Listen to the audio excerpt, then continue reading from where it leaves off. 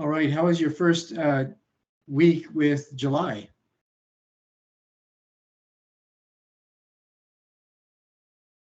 Anybody just want to throw in the towel and give up and go home? Yes. Where I'm at right now, it hit like 113 today. That's awesome. Awesome. That sounds miserable. Well, I was being sarcastic. Oh, okay. Now, when I was a little kid growing up, we lived at the north end of this same desert, downwind of 5 nuclear power plants.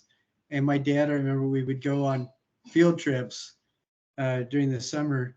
We went to this park with a metal slide, and my dad just thought, well, I wonder if we could do it. And we actually cooked an egg on the metal slide. That was interesting. I'll say that. Well, I wanted to see if people had some questions that they wanted to ask, and I'm going to ask for questions again at the end. And before we do questions, I'm just going to tell you a little bit about what I'm hoping to talk about today. And if you guys would like to add more stuff to that, let me know. Okay. You notice that over the weekend I added a lot more modules. A couple of people have pointed out that there's inconsistencies in the modules and stuff, and I totally get that, because we've tried to cut out a lot of extra stuff so that we can condense 4 months into 7 weeks. And that I'm not always able to edit everything, all the references out, and your understanding is much appreciated. One thing that I do appreciate, a couple people have pointed out that links have failed or are no longer working or whatever, and I try to get those up and going as soon as possible as well. A couple people have expressed concern that the modules are not in order. And when you guys go through and see your homepage, the modules should be in the order that I'm thinking that they should be done. And if you guys want to take a minute and go to your homepage really quick, I can tell you what I'm seeing. At the very top is course overview, then attendance, module 1, sculpture-based photography, module 7A, artist research, module 2, defining volumetric form with line, and then the next one is just the title, applying the tools of artistic critique, and on like that. Is that what you guys are seeing? Okay. One concern that I have, and I don't know how to fix this in the system, I don't know what to do, is if you go to your syllabus page, it doesn't show what I have put up and edited and published. What it shows is everything that's in this particular Canvas file. And so that's where people are seeing a lot of due dates for last year and things like that. So if you guys have that, just ignore that. Go to the homepage instead. That's what you should be paying attention to. All right. I'm going to see what I can do to figure that out. I'm racking my brain trying to get it figured. And my prediction is that it will be perfect and completely figured out on August 8th. Yes, Kylie.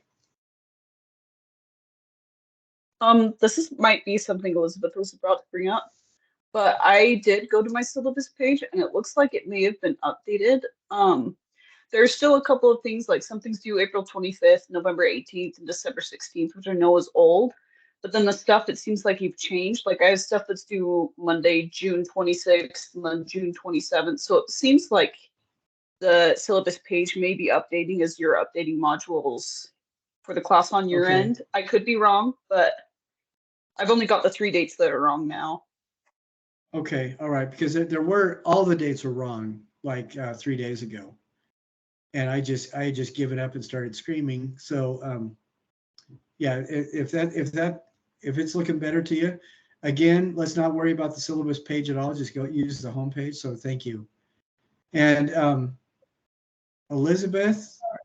Yeah, could you repeat one more time the order of the modules, please? Okay, go to your home page. Yeah, I'm there now. All right, what you should be seeing is course overview, then attendance, then module 1, then module 7.A, then module 2, then applying the tools of artistic critique, then module 4, then being a diversity collaborator, then module 3. Oh, okay. Yeah, that's what I'm saying. Okay, and then after that, there's paper mache, module 5, module 6, and then the next one that you don't see is Mighty Voltron, and I'm still working on that one.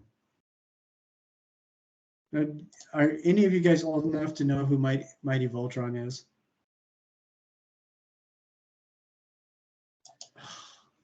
And you call yourself Americans? I am so disappointed in the contemporary educational system. Voltron was an anime cartoon where it had these robots that each did different things, and then they could combine their superpowers and come together to make one giant lion robot who was Mighty Voltron. And If the I'm not idea mistaken, is, they remade it. So I've seen bits and pieces of the remake, but I've never seen the original. well, I would not waste much time on the original. The remake is a lot better, but it is referenced in one of the best love story movies of all time, which is Deadpool.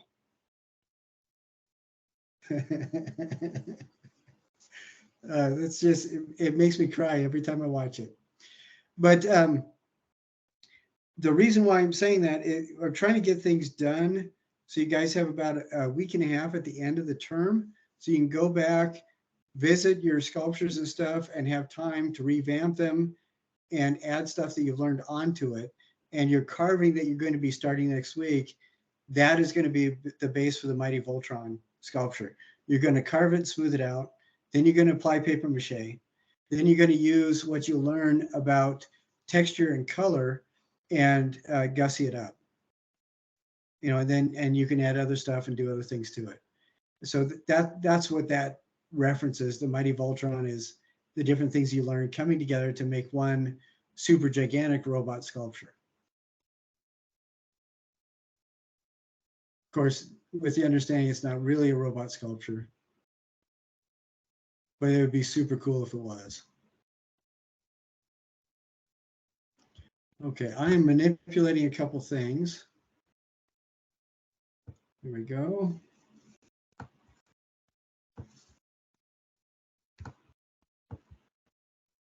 Because we're going to have a discussion a little bit where I'm going to be showing different pages of mine, so that you can kind of see what's going on. One thing that you'll notice in the modules, and this, when I started doing this, it really irritated a couple people, and I was thinking, well, that's just a shame. But one of the things you're going to notice is that a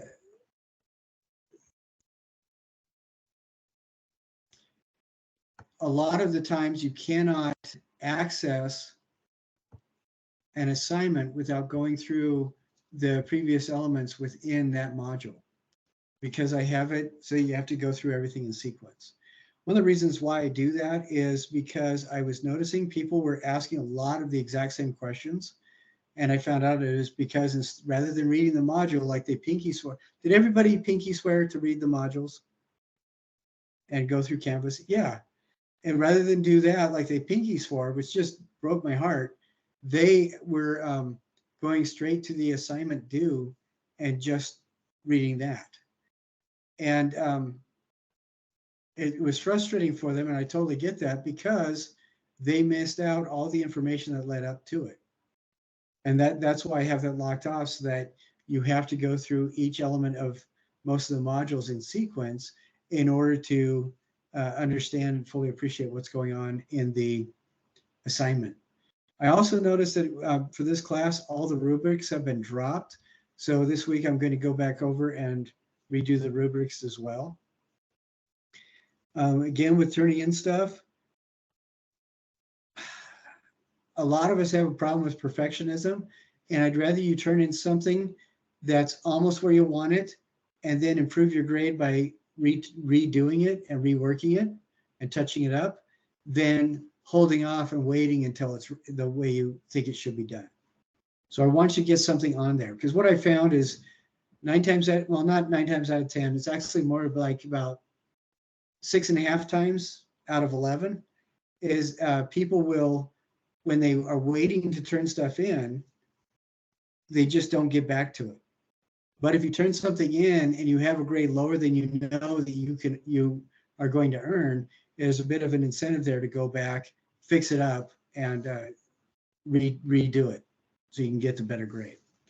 There were a few people on the discussion that got half the points because the comments weren't done yet, and they let me know that the comments were done, so I went back and gave them the full points. It's not that big of a deal. It doesn't hurt me at all to go back and give you a better score, okay?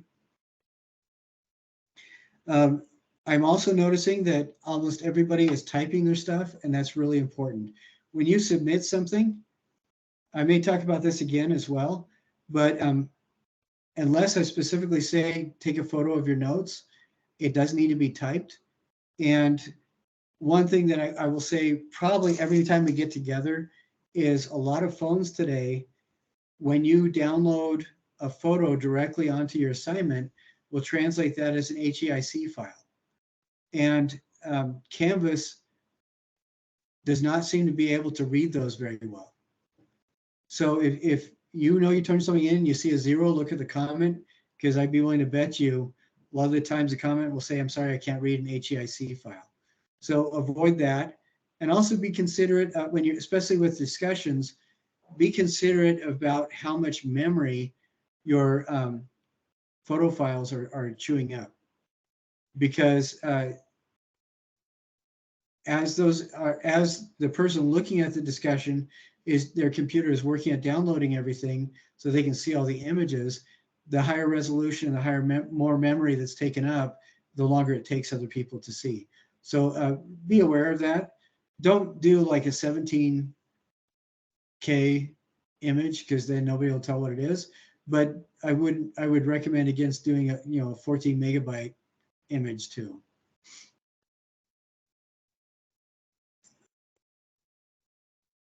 Okay, so we talked about the module order and everything like that. I'm really happy with what I'm seeing with the artist list. Everybody's got the 12 artists, they did that. And everybody is understanding attendance. There were some things where people didn't send in photos and stuff like that. But it looks like for the most part, everybody understood that, and I really appreciate it. And there were a couple of times where I had to say, no points for this, it needs to be in this format. The person turned around within 15 minutes, did it in the right format, and everything was perfect. Regarding submitting, and this is just in general as we move forward over the next 5-6 weeks, when you submit something, double check that you understand what the submission requirements are. I'm also teaching an introduction to art class with freshmen, and it's you guys I really feel comfortable with, because all of you guys have professional experience, and there is a different atmosphere with you folks because you have a pretty good idea how to get things done. And it's interesting to me working with people who have very little of that same kind of realm of experience, will, for example, read just the last line of a submission requirement, and that's all they follow. So you don't have any of the rest of the assignment. Or they completely miss the entire point of the assignment because they only read a paragraph out of the page. Or, like I said earlier, they didn't read the rest of the module. And what I'm appreciating is that you guys are reading the whole thing, you're understanding what's needed to be done, and I'm really glad to see that.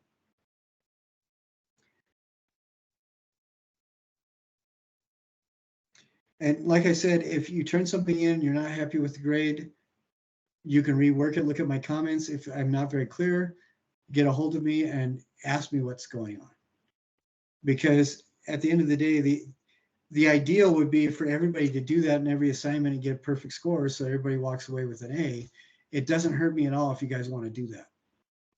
So just be aware, if you're not getting the numbers that you want, talk to me and see what we can do to fix it. By we, of course, I mean you, because you guys are going to be doing the work. I just am grumpy and judgmental. Let's see. I think that's everything that I wanted to bring up before getting into stuff, except for one last thing. Do all of you guys have access to cameras? Yes, you do. Yeah. What I need you to do is, I mentioned this last week and in an email, but what I need you guys to do is get into a habit of documenting your work. Like as you're working on it, every time you take a break, take a photo of it. The reason this is important, I told you guys about the one young lady whose mom threw her stuff away. I think I mentioned that in an email. She was doing one of these projects, one of these Voltron projects. She was all ready to do the last step. What her mom saw was a big mess that needed to be cleared up. She threw everything away, and this poor student did not even have photos of her progress that she had made over the last couple of days. She did have photos of other stuff she'd done, and she was able to communicate enough of what she was working on that it was okay. But every time you take a break from what you're doing, take a photo.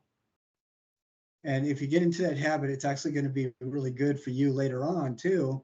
Like for when you're working with clients and they want to see progress, that really helps you to document everything so they know you're not just wasting their time. So that was another thing I wanted to mention.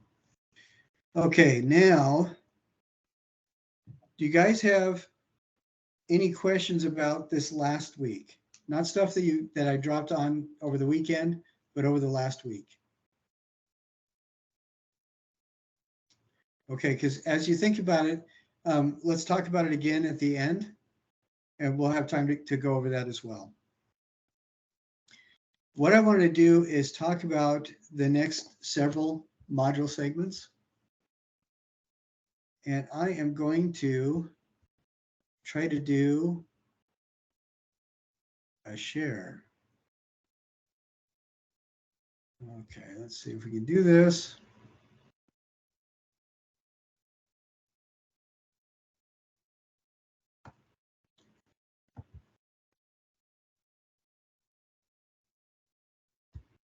Okay, here we go. Can you guys see this? It says defining volumetric form with line. Yeah. Okay. All right. This one is something that we need to be doing in keeping in mind that we're also going to be laying a skin over this later.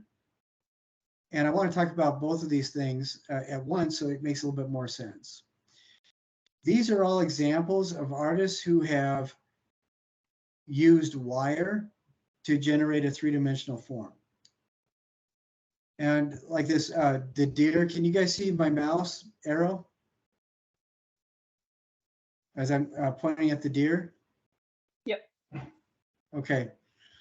This artist chose to use the wire almost like clay, where they're bunching it up, and you see the really defined and stout legs and the head, and then the deer kind of fades out as the wire becomes more and more separated and turning into individual strands. And the one figure right next to it, this human form, same kind of thing with the head and torso pretty solid and everything kind of fizzing out after that. These are not the kinds of things we're going to be working on. We want to define a volume using the wire. And I think that this cow form is really good, particularly as we move forward, keeping in mind that we want to use some sort of a skin over this. And you can see that there's enough wire in there to make this cow form sturdy. But you can also see that that wire is kind of tracing the volume as opposed to making individual two-dimensional shapes. Can everybody see that? It almost looks like a three-dimensional scribble.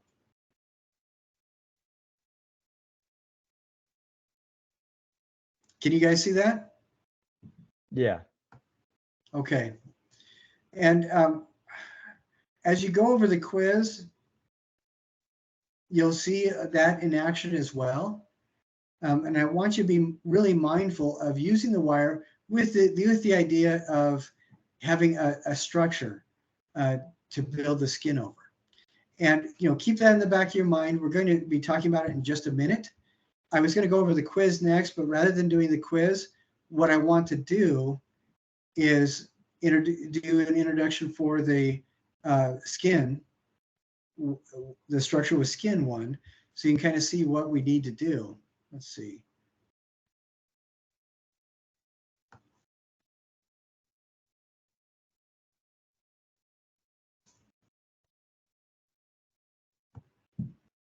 And I'm having a hard time finding it.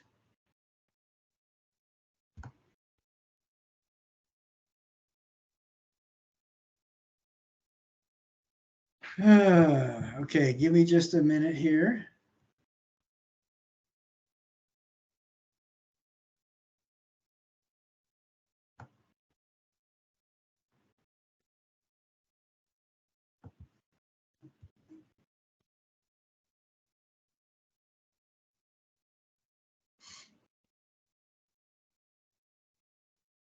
Okay, here we go.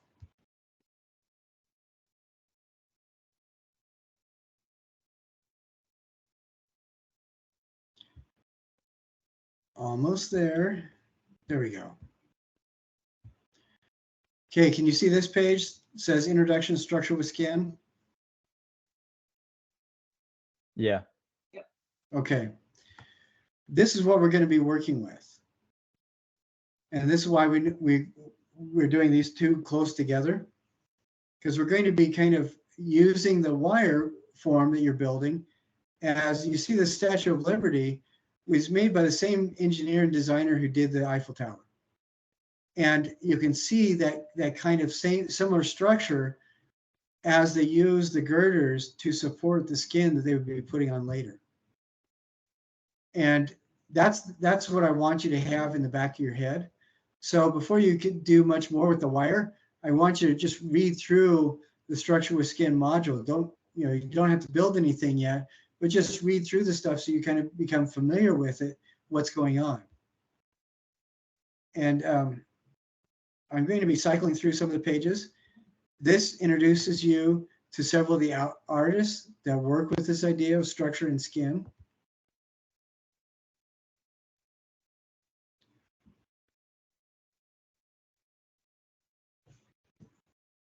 There's even a quiz that's involved, but we aren't going to look at the quiz just yet.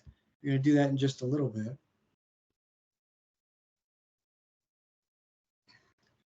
As you go through the structure with skin, keep in mind, this was designed for a semester class. And in this one, what people did was build the structures as blocks or like individual building blocks. I don't want you to do that because I want you to use the wire form that you're creating as the structure. So it's a slightly different take. You're not going to be using the same, you're not going to be making several repeated wire forms.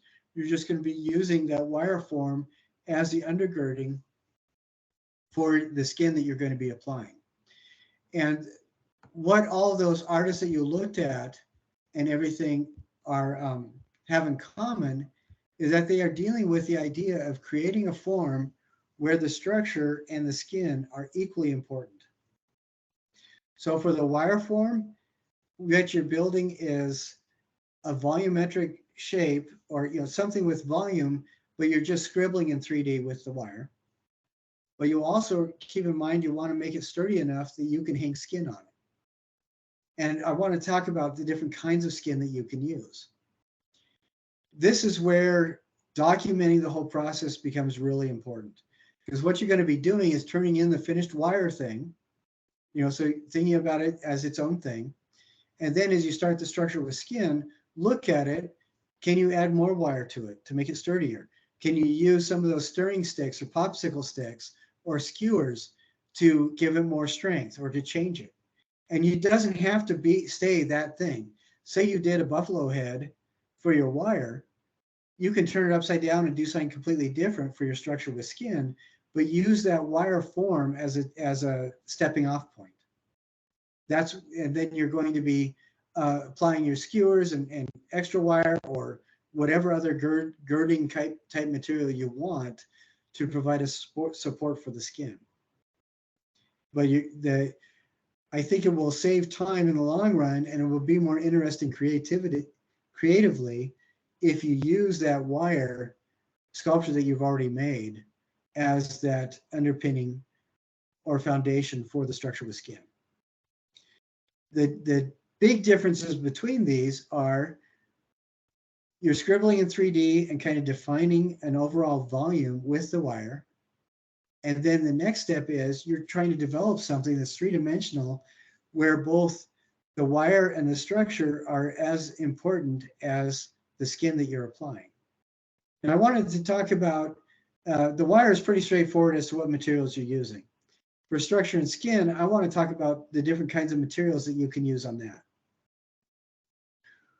What kinds of structure materials can you use? We already talked about wire. We talked about skewers. We talked about stirring sticks or popsicle sticks. One thing that somebody used was she got origami paper that she folded in half diagonally and then rolled up really tightly. So she made these things that look like colorful toothpicks. And she used that. Somebody else used noodles. She used noodles and dried seaweed, which is one of those things where she had to build it in class, take a picture of it, because if somebody nearby belched too loud, the whole thing fell apart. It was not very sturdy. But what are some of the other kinds of things that you could use for your structure?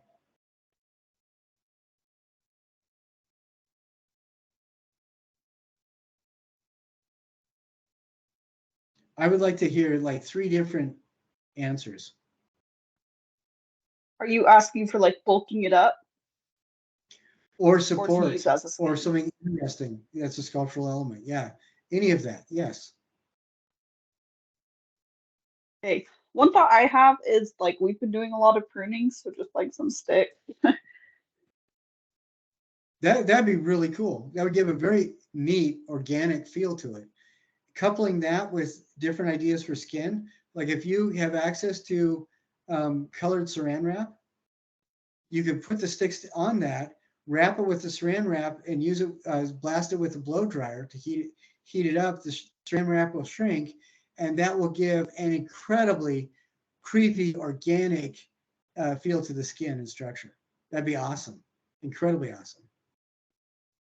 It also reminds me of one of the folklore traditions of indigenous peoples in North America and their particular take on a vampire myth.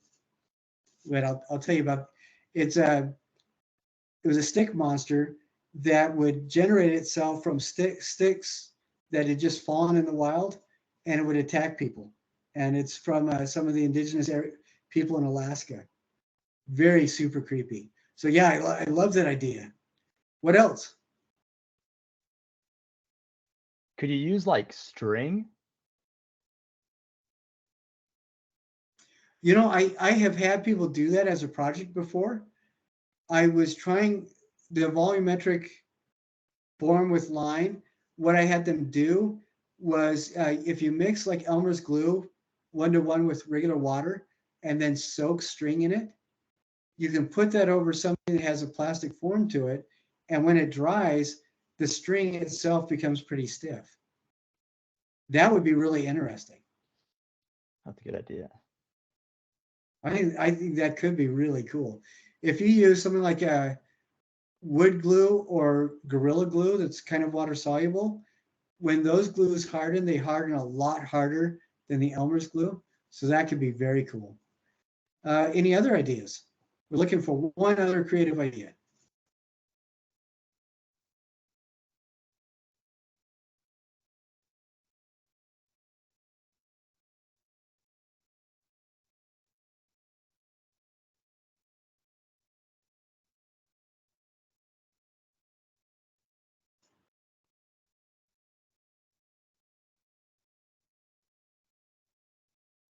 What about straws filled with liquid nails?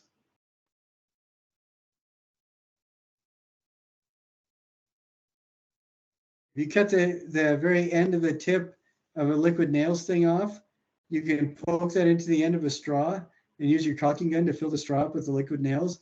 And when it cures, it will be super durable.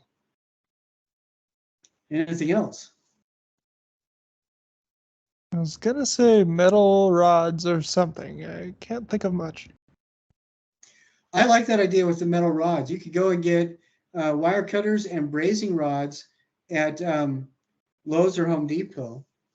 You can't. They really don't do a whole lot to bend with the kind of tools that you have in the kit and everything. But if you could just cut them, and that could be really interesting. It'd be really sturdy. So that's a really good idea. For some of the joining mechanisms, we talked about using saran wrap as a skin. You could also use that as a joining mechanism as well. Some of the ones that I've seen are, believe it or not, bubble gum. That was particularly disgusting. Have you guys ever seen the Seattle gum wall? I was there when a 2-year-old little boy got away from his parents, went up to it, was fascinated, pulled a piece of gum off and started chewing on it before his parents noticed. Oh, yuck. But bubble gum is one. Another one that I've seen is toothpaste. If you use the paste toothpaste, when it dries like cement. And the only thing to break it free without chiseling it is just soak it with water. But holding it until it dries, that's miserable. Yeah, Elizabeth, do you have an idea? What about cotton? Cotton? Mm-hmm. How would you apply that? I don't know, I'm thinking still. I wanted to see if there is any idea that it can be used. Because I bet you could, that could be really interesting as a skin element as well, to kind of spread it out and use it like a spider web.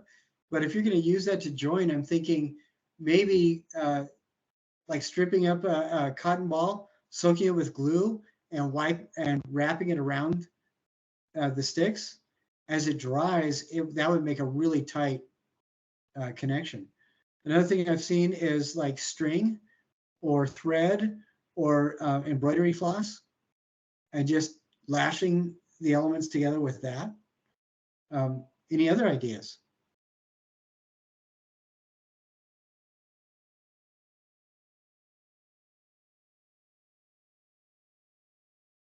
I have a friend named Andrew Turley that does this kind of thing using human hair. It doesn't have to be human. It could be, blonde to anybody, but using hair to kind of tie it together. What are some of the other things you can use? And you got the tool in your kit with 10 sticks.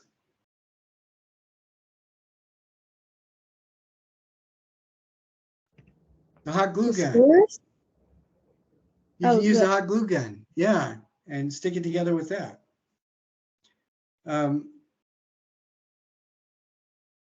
You can also use bits of cloth. Say, what I've seen people use, like just take cloth, tear it into strips, 1/4 inch wide or 1/2 inch wide, and I've seen them use that to bind the structure together, as well as soak it with glue and water and flour. Use it like paper mache for a skin.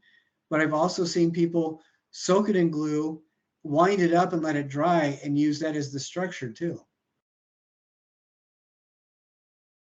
If you have dowels that you wrap with plastic, you can soak the fabric strips in glue, wrap them around the dowel that's wrapped with plastic, and when it dries, you slip it right off the dowel, and then you have a structure that you can use.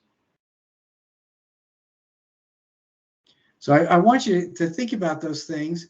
And sometimes if you have access to anybody who's between the age of about 5 and 12, they will give you lots of ideas for this kind of thing.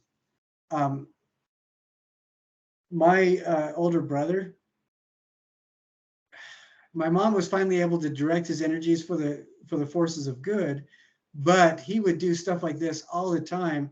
It was so bad to the point that when the church that they went to, the leadership asked her just to stop attending meetings and just watch her boy, because he got into so much trouble thinking of all this kind of stuff by himself. So, you know, if you have access to somebody that young with that kind of energy, that would be great to come up with some more creative ideas. But yeah, all those kinds of things. So we're doing the wire as its own thing, and then you're using that as a stepping off point for your structure with skin. And either you can use the wire as it is and just apply skin to it, which I think would be kind of boring, or I think the better option would be using that as your foundation, you know, manipulate it, add stuff to it, and then create a structure with the skin using that wire as the base. All right. And what you guys have been, the ideas you've been having are really, really good. Now I wanted to visit really quick the quizzes for these two.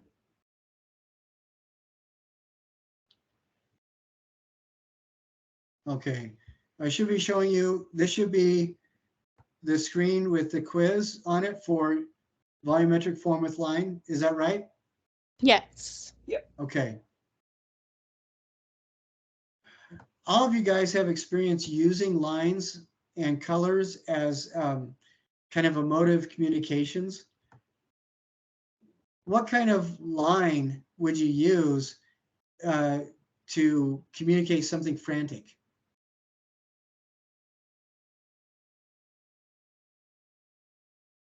I'd probably use a diagonal line. So, something with energy, it isn't resolved. Right. Of these three lines, which is the most calm and peaceful? Horizontal. Horizontal. Yeah, it's all the energy has left it. You know, if you're drawing or you're painting or you're sculpting, a lot of the times, the more jagged a line is, has a lot of diagonals, has a lot more energy, and that communicates that frantic kind of energy.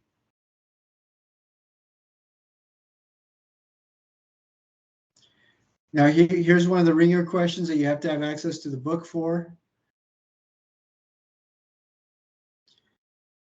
Now, some of these questions, like this one right here, this is a really good discussion question, but I don't, whether or not you agree, it matters less than if you're able to define or justify your answer. So if you believe we don't, defend that. And if you believe we do, defend that. And then we have the golden section as a numeric ratio. That's in the book as well. The 7 unifying principles of design are also in the book. But you know, this is pretty much how the quiz is set up. So there, if you have access to the book and you think it through, you can usually do a pretty good job. Now, this is something that I wanted to address. Not everything has just one answer, and you can use any of several different answers.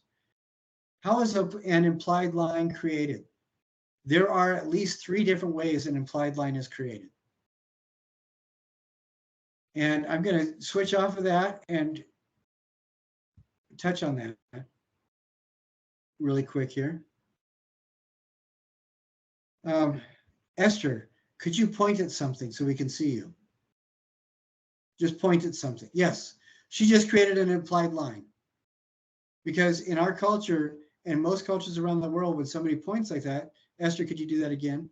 You did such a great job. There. In most cultures, when you see that, people automatically think, where is that being directed to? And so an implied line is created. Some good examples of this are in Sculpture Garden in American Fork. You can see, actually North American Fork, you can see there's several different sculptures where somebody is looking at something specific.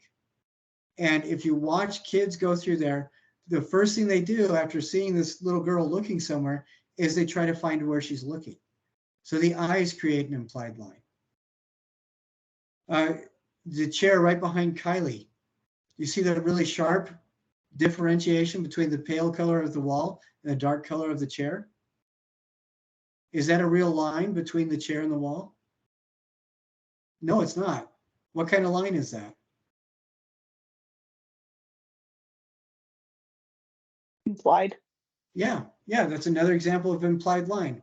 When you have two strong textures or two strong colors or two strong values against each other, when there isn't really a line being drawn, like in digital or digital painting or physical painting, that becomes an implied line. Use a lot of that in photography, for example. And then what's another idea of an implied line, example of an implied line? Vision, like eyesight. Yeah, exactly. If you have something where a person is looking at a piece and they know or understand that they can recognize something as eyes that are looking somewhere, then that creates an implied line. And then another one is when you're drawing or whatever, or painting, and you have kind of a dashed line, 9 times out of 10, viewers, well, actually a lot more than that, most of the time, the viewers will continue that line in their mind, and they will accept it as a line, even though you've only drawn maybe a quarter of it because of the dashes. So that's a good example. Now, I don't want to go back to that quiz anymore. Here's, let's see, there's another quiz. So that's the quiz that we have to deal with the wire and everything. And I want to share the other quiz and go over that really quick. Let's see. Okay. Now this one, can everybody see this with the hoop? Can you see the hoop right there? Okay. We can. Now, all right, excellent. Now we just talked about implied lines.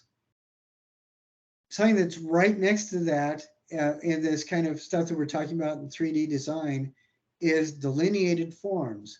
And delineated forms are areas or shapes or structures that are defined not by necessarily being its own thing, but by our eyes filling in lines around it.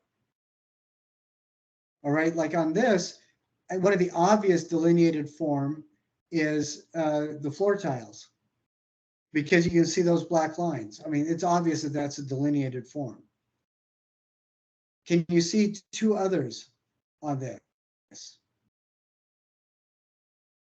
in this structure?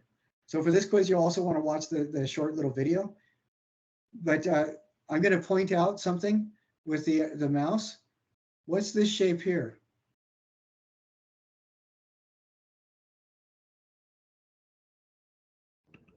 Rectangle? Yeah, it's a rectangle. But how does that shape exist? Is there anything there? There's not anything there. This is called negative space. It's missing. So how did you see the rectangle? In the color of the background, I guess, or like what's behind the round structure. Yeah, you can see the delineating form. You can see the rectangle because the background shows as a negative space, but the delineating form are these two boards, which act as rungs, and then these two boards here on either side, which create that space, the two sides in the top and bottom of the rectangle. So the delineated form is a rectangle. The delineation are these wood areas. And this area that's missing is called negative space. What's excellent, very good. What is another delineated form in this piece?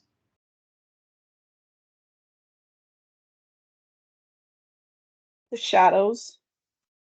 Yeah, that's really good. Excellent. What delineates the form there? Lack of light or less light. Yeah, you see the lines are created with the shadows, and they're very definite lines. I see an excellent. I see another one right here. There are two C-shaped pieces of wood And what's the form that they are delineating?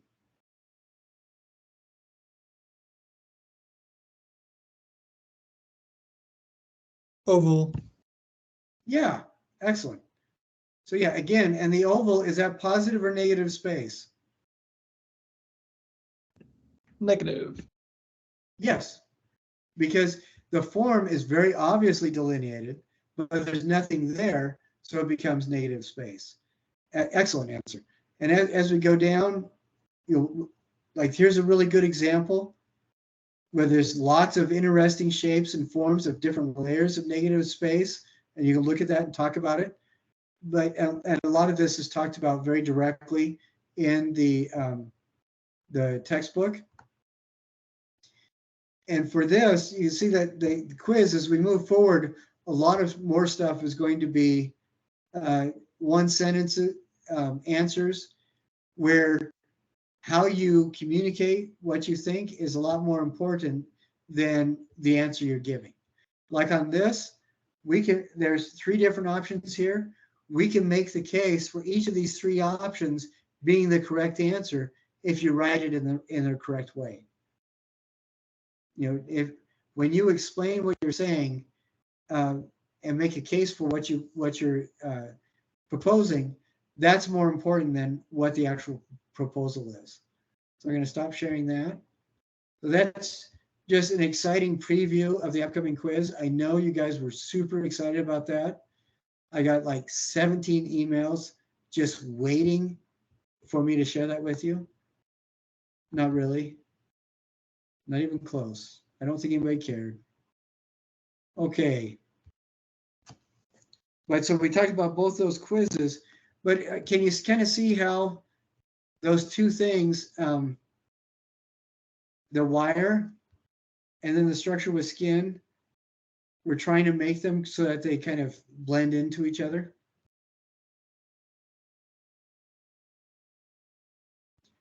As we move forward, if you guys have other questions and stuff like that, we may have to do another Teams meeting where we talk about it. And to be totally honest, I know that some people are really worrying about due dates and stuff like that. I am more concerned about you getting this stuff done. If you don't turn in anything, then that's when the due dates are really going to be bugging you. And so if you're stressed because you don't have all the supplies you want to use, or life happened, like my house flooded and I've been working on redoing the flooring and stuff. When you tell me what's going on, then a lot of the, what's it called? A lot of the penalties have a tendency to disappear as long as you communicate what's going on. If you tell me sometime in January, I really need a better grade on this, you were kind of a jerk, that's a little bit late for us to get anything, to do anything. Let's see. All righty. Okay, but I think we talked about both of those things pretty well. I'm hoping that is making a little bit more sense to you. One of the other things that you'll see in between Module 2 and Module 4 is a little section called Applying the Tools of Artistic Critique. And you'll notice, what's the due date on that? Can anybody pull that up and see?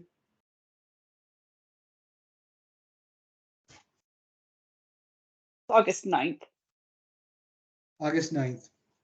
The reason why I'm putting it there now is that I would like, as we have some stuff on the discussion board that you can refer to, I would like to get a couple volunteers, and you can even email me to see if you wouldn't mind trying one of these 2 things.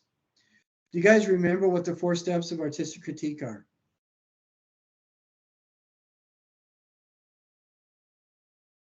The first one starts with D.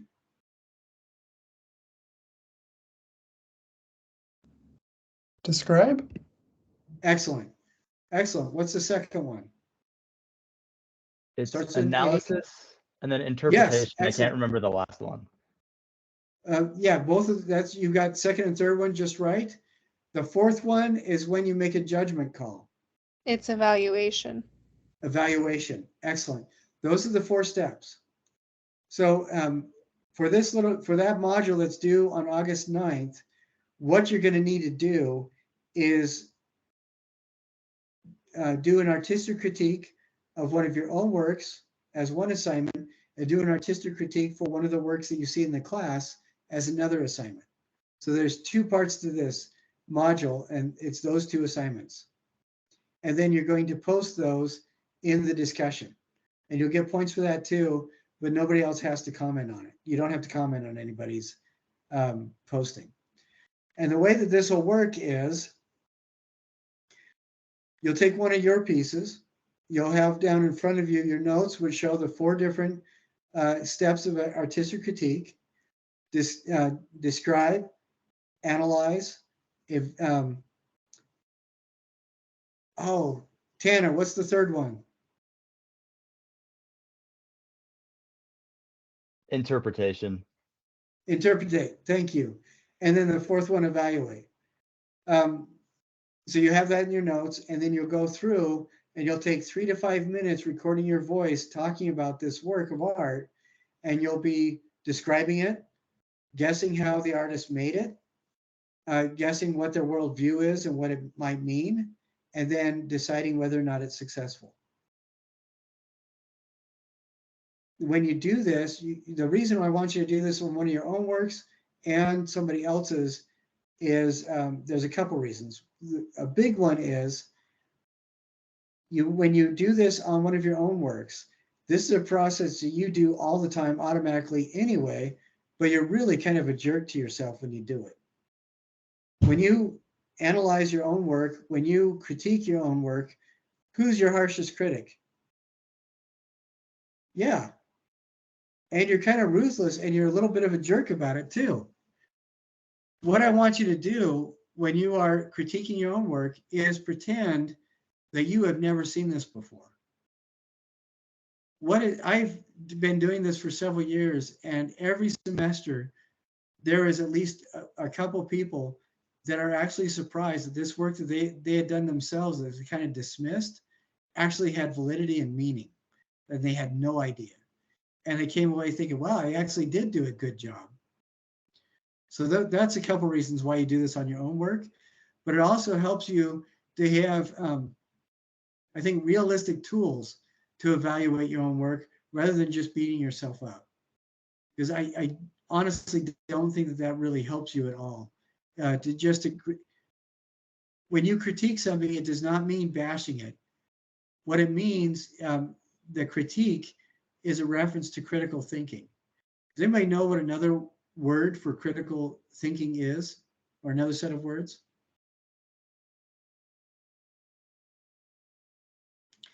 Critical also is purposeful and intentful. So when you are applying critical thinking, you are thinking with purpose. Is there room in that for bashing yourself? No, it's a waste of energy. Art is never jealous, and that particularly applies to your own work. You should never be jealous or upset at the stuff you do. Whether or not you think it's ultimately successful, the work that you are making, even the stuff you throw away, all has a very definite point to it, because that is stuff that you will always have in the back of your head and will inform everything you do into the future. So when you are applying the tools of critical analysis or artistic critique, what you are doing is looking at a piece of work and applying thought with intent. That's why you are describing it. You're describing how it impacts the shared universe. The analysis comes in where you are figuring out how the person used the things that they used to put it together. A lot of the times you will find that if you do this with other artists that are in your media realm, you're going to find that there are a lot of really good ideas that you can apply to your own work too. When you interpret it, that really helps to understand and appreciate what other people do. When I was starting to explore sacred geometry and Islamic art, I was getting kind of frustrated because it just looked like a bunch of loops and squiggles. And when I started using this process of critical thinking to examine it, it blew my mind, because this artwork was an expression of a fairly consistent worldview that had an awful lot more to do with ideas of like personal responsibility and connection than I even thought possible. And as a result of that work, I got a fellowship to go to Iran and study art there and philosophy. And I became an honorary mullah. And it was all because of that interpretation element, using intentful thinking to really try to appreciate and understand what was going on with the art. And then the evaluation. Do you guys, have any of you seen The Witcher? I have. Who's seen The Witcher? Okay. In the first season, what they're at Arethusa, I think, and they're looking at the flowers as they're trying to get the petals to levitate. What does the one witch say about sometimes the best thing that a flower can do is? Is it die? Yeah. Sometimes the artwork that you make, the best thing about it is that you're done. And all of you have had assignments like that. I know that you have. And sometimes that's the best thing that comes out of a work of art. It's over. But there's an awful lot of other stuff too that you can learn. You can learn even if it's another failure, you can learn all these things about how not to do it next time. You know, is this a road that's actually worthwhile traveling down, or a path that's worth exploring? Maybe it's not. Maybe there is one of the videos that I have you watch earlier is about applying the tools of artistic critique to a Henry Moore sculpture. Have you guys all seen that video? Okay, I think I'm going to put links to it in both of these assignment descriptions in this little module too. But when I was a kid, I absolutely hated Picasso and Henry Moore. I actually would get nauseated looking at their stuff. And as I started appreciating what they did, going through this critical thinking process, it helped me to gain a greater understanding for the perspectives that they were sharing with me. And there are some works of art that I still can't stand, but now there are pieces where 10 years ago I could not stomach them. Now I think they're absolutely incredible. You know, being aware of how people put it together, what they were thinking when they were doing it. What does this say about their state of mind? What's their intent? Trying to interpret what's their intent. And remember what we talked about in the pillars of art. What was the fifth pillar that I mentioned?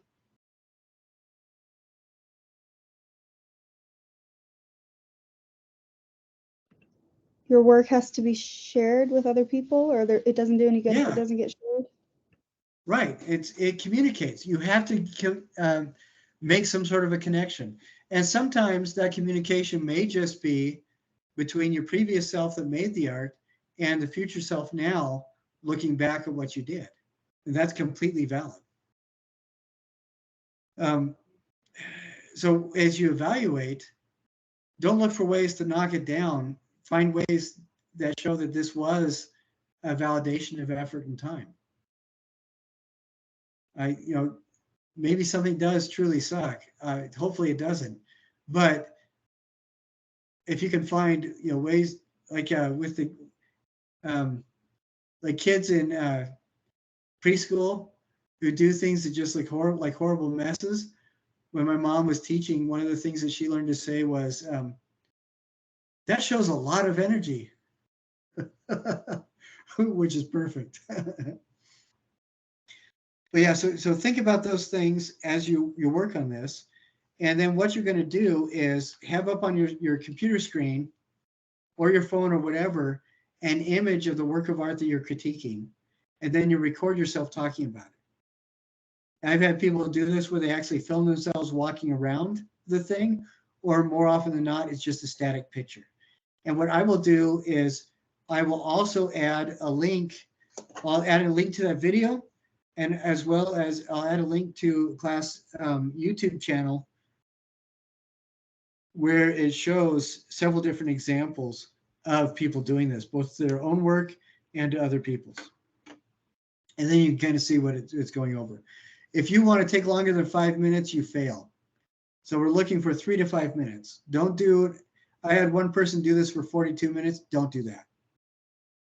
I will find ways to drum you out of the class if you insist on turning a 5-minute assignment into 42 minutes. All right. Then another one I wanted to talk about briefly is being a diversity collaborator. Now, who knows what historical event just happened this last week at the Supreme Court level?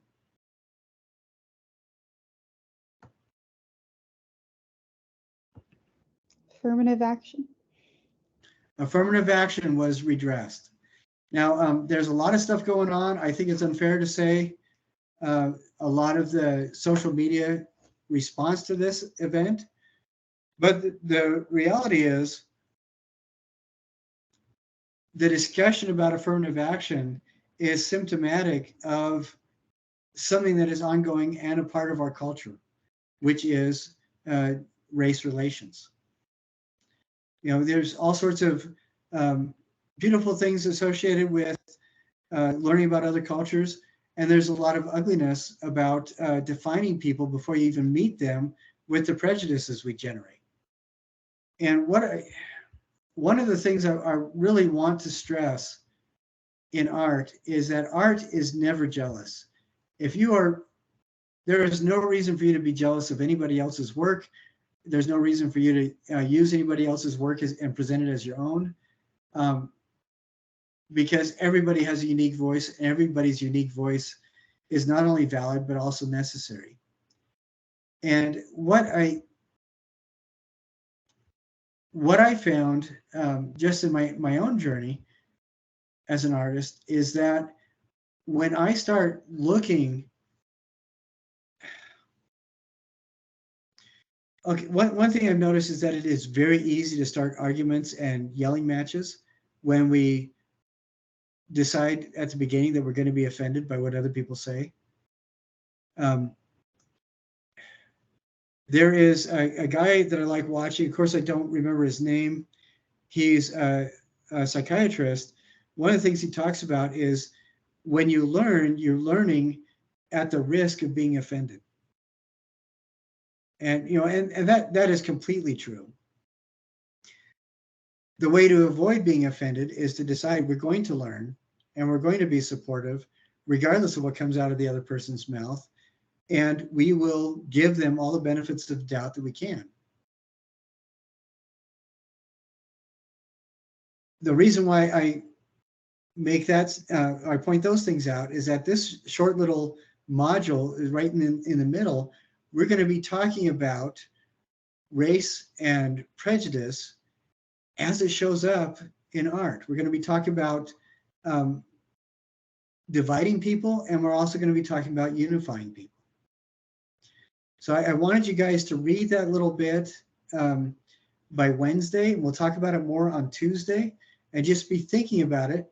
And if there's a few people that want to have something ready for our Teams meeting on Tuesday to share, that'd be truly awesome.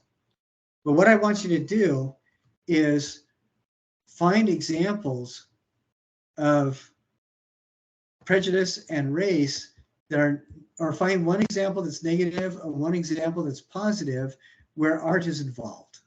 And I'm going to show you really quick what I came up with so you guys can see, or tell you what I came up with so you guys can see what we're going to be doing for this. I'm going to be doing a screen share again.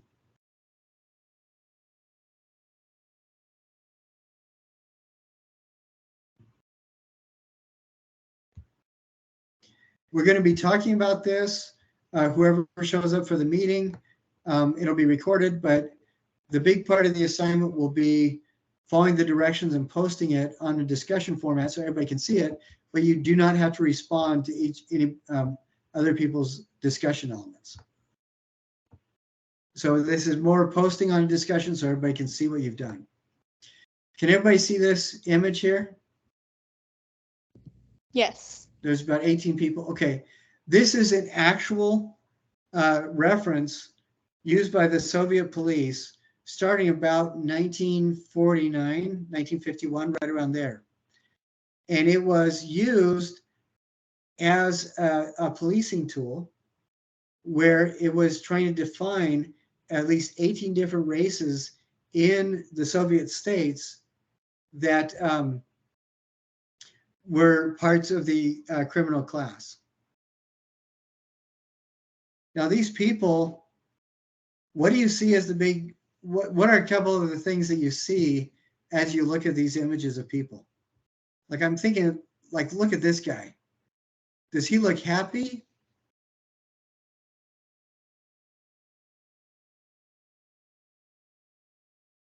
What do you think of this guy? I can't, let's see. He's a Tartar, I guess. What do you see in that image?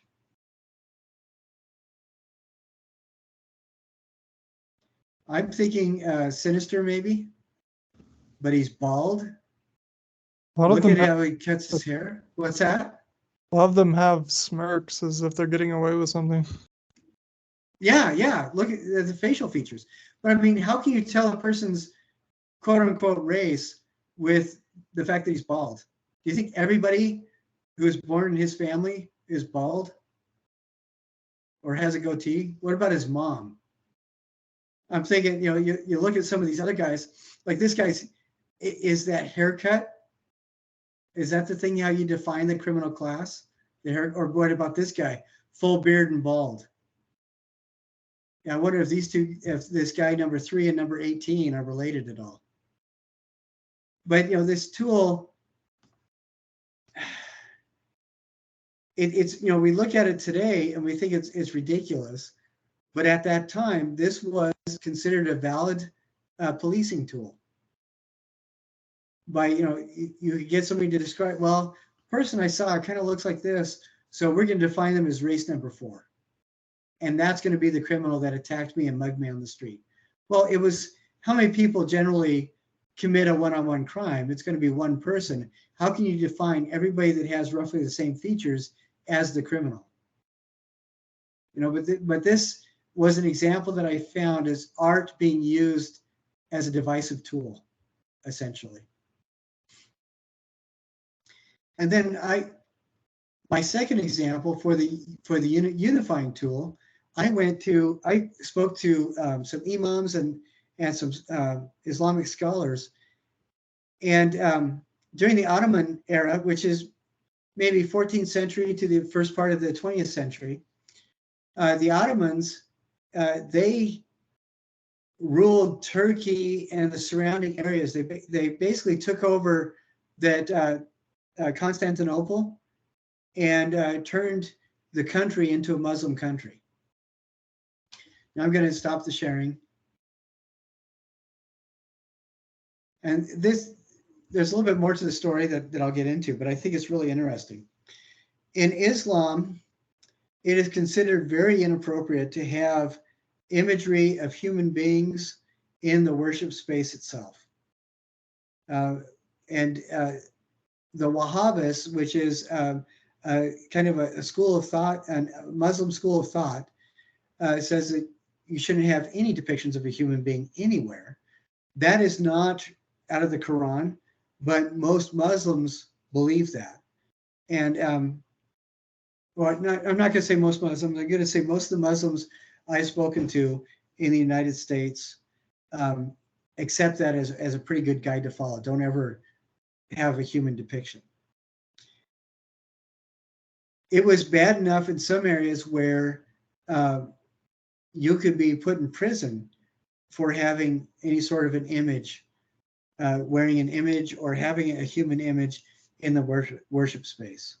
It was considered heretical. in some communities. So this is the ruling family of Ottoman Turkey had this kind of background.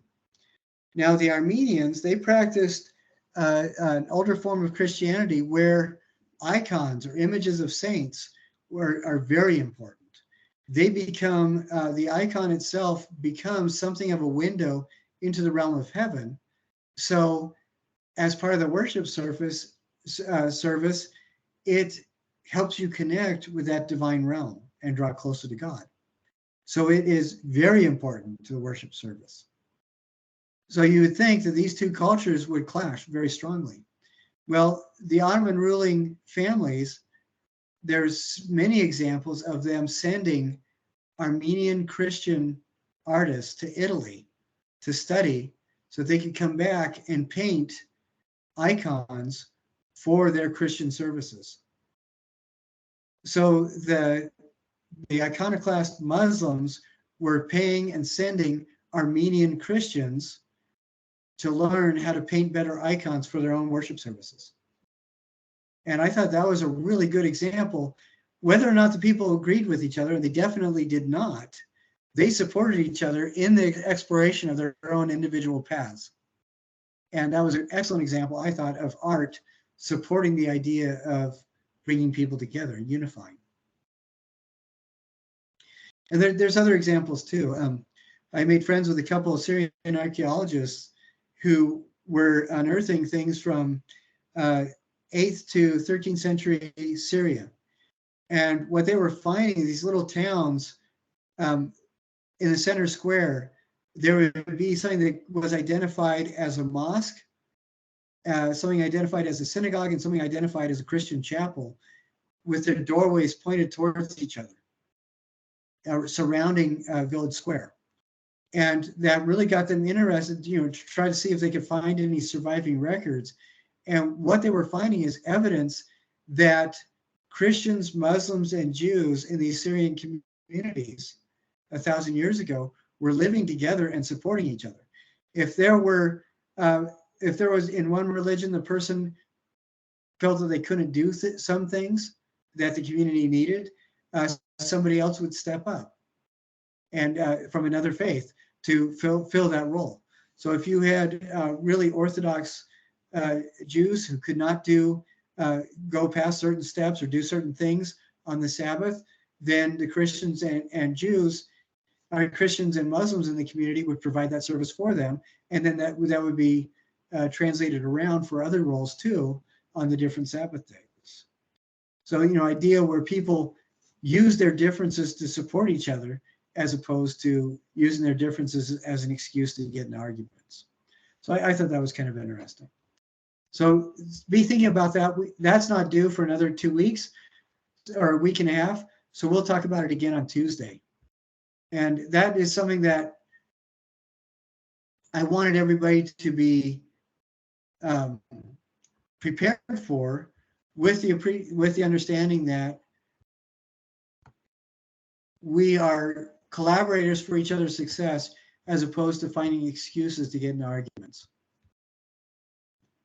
So that's my rationale for that. Does that make sense to you guys? Okay. So again, keep that in the back of your head. And then the one that we're going to be doing after that is using your foam block to carve with. And then you're going to be coating that with paper mache. And moving forward, we're going to be learning about texture and color. We're going to be applying that to your paper mache sculptures and making the Mighty Voltron piece for the end of the semester. Okay, now I have 14 minutes to answer questions. Does anybody have any questions? It was more of just like a clarification on like the wire sculpture, because there was examples of things that weren't animals, but for us, we're just doing animals, right? You can do whatever you want. Okay. I think it might be easier. For most of us, we kind of have a tendency to stay away from non-objective work, and we'll talk about that next week too.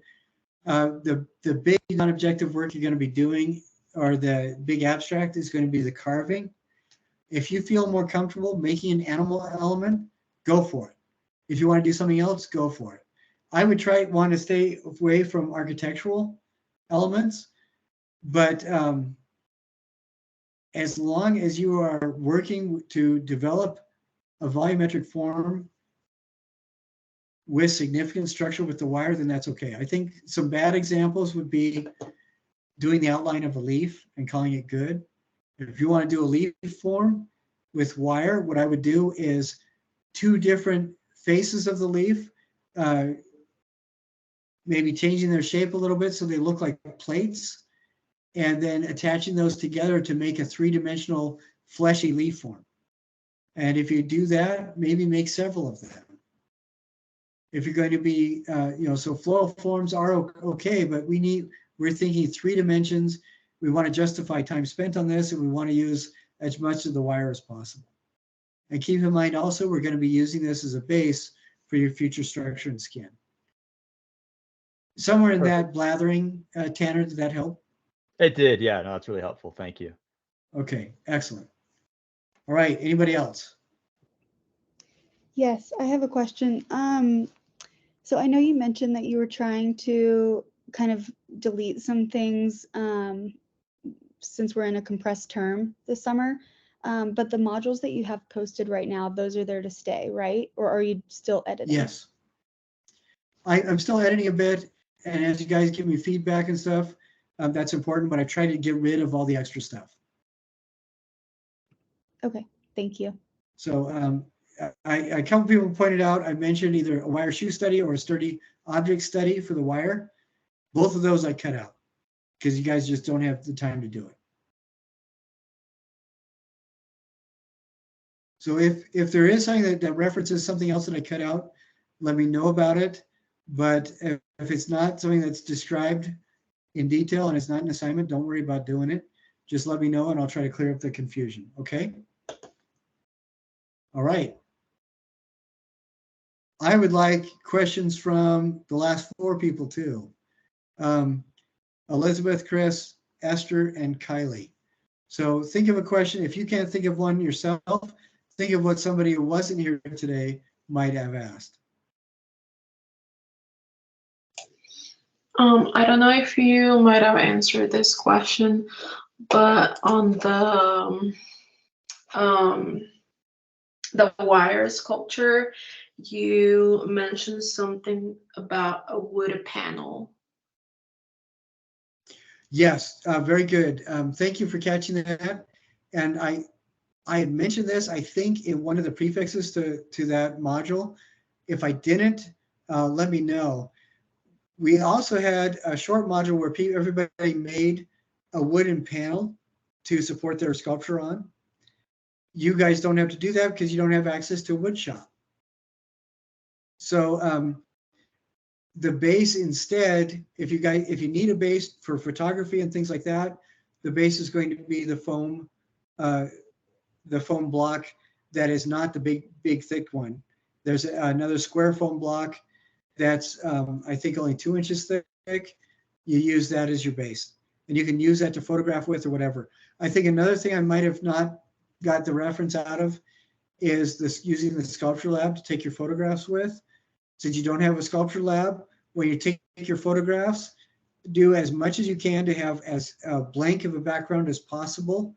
And a good way to do that is to drape a flat surface with a sheet and either have 2 friends hold the end of the sheet so you have a curve behind where you're taking your photo with, or put it in front of a blank wall that's about the same color as the sheet.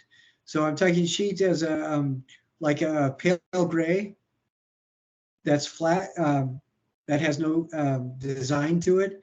It's just one smooth color. Or sometimes people have had like a pale table next to a pale wall. That works really good to take sculptures, photos of your sculptures as well, for when you start doing the wire and everything. So yeah, Elizabeth, that's an excellent question. Thank you. Like I said, I'm going to try to edit those kinds of things out. If you see that, do just what Elizabeth said and ask me about it, okay? Excellent. 3 more questions. Can we resubmit like an assignment more than once? On like the quizzes, you can retake those an infinite number of times. If there's like 20 points possible, and when you resubmit, you get 16 points, and you want the less, yeah, you can keep resubmitting it as often as you want. Okay. So Great. that's an excellent question. Thank you.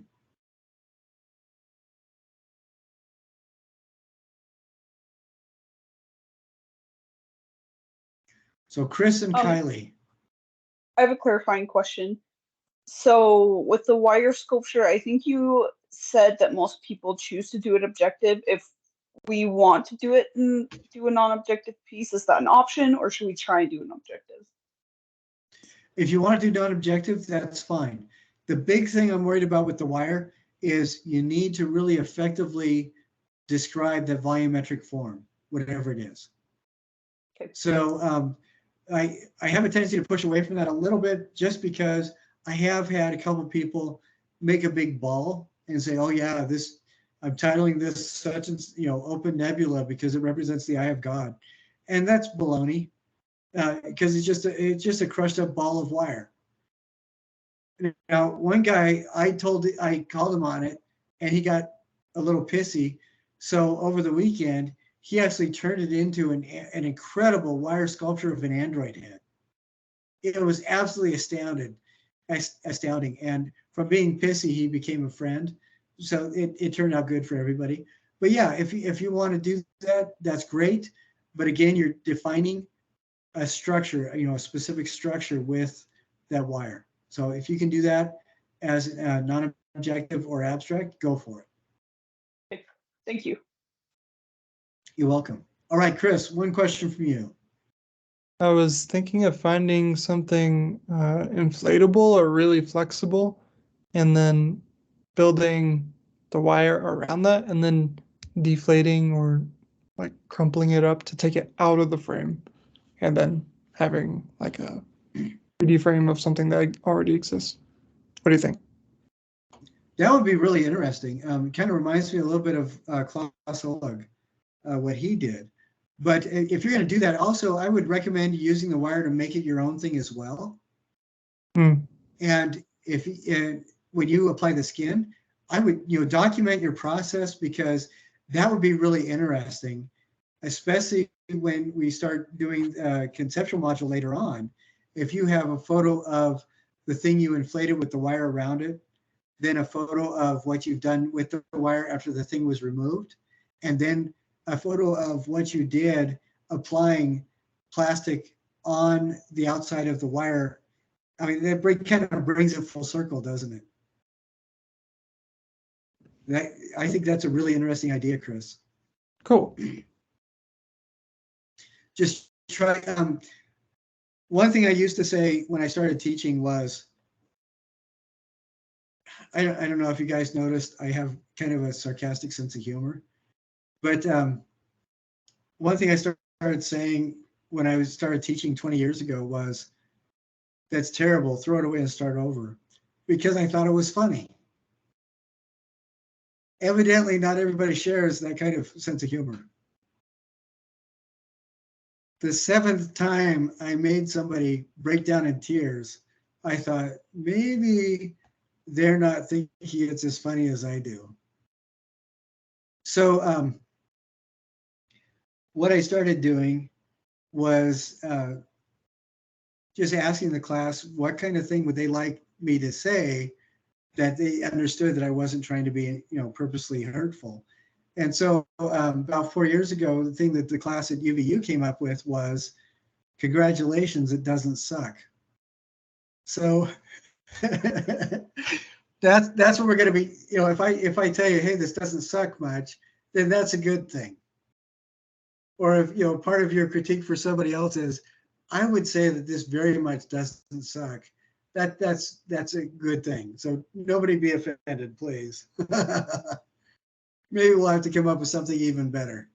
But I was saying that because I think what Chris had is a really interesting idea, and it has a really strong potential for not sucking at all. So take that for what it's worth. No, but I really appreciate you guys showing up today. I am going to put this online as soon as I can, and I'll make those adjustments to the artistic critique module. I'm going to give Kylie credit for pointing that out. I don't remember exactly if she did or not, but putting an example of people applying this, and then also putting examples of the actual assignment so you can watch those videos just at your own leisure, I think would be really good. So you have an idea of what to expect. And then what I'd like to do is next week, after you have a moment to look at, or after you've had some time to look at that, next week I'm going to ask for some volunteers, because I think if a few people do this every week, then everybody won't be in a rush to jump over each other and get it all done at the end of the term. And honestly, it doesn't matter what work you critique. It just has to be something you've made yourself for this class this term, and it has to be something. The other item has to be something that somebody else has made that you've seen in one of the posted on the discussion board. Okay, and it can be either of those. And I'll ask for volunteers next week. As we move into the 4th of July holiday, I want you guys to be very aware that fireworks are explosives and you could seriously hurt yourselves. So be extra, extra safe. Don't hold a firecracker. Don't light anything under a fuel source. And be very, very careful. Follow all safety rules as you celebrate. All right? Excellent. So if there's nothing else, I'm going to go ahead and yes, Elizabeth? Oh, no, I wasn't going to say anything. Sorry. Oh, okay. If there's nothing else, I'm going to wind up and say I hope you guys have an absolute absolutely wonderful weekend and week, and I will look forward to seeing you all on Tuesday. All righty? Thank you. And I'm going to end the recording now. Thank you. Thank you. Bye. We'll see you guys.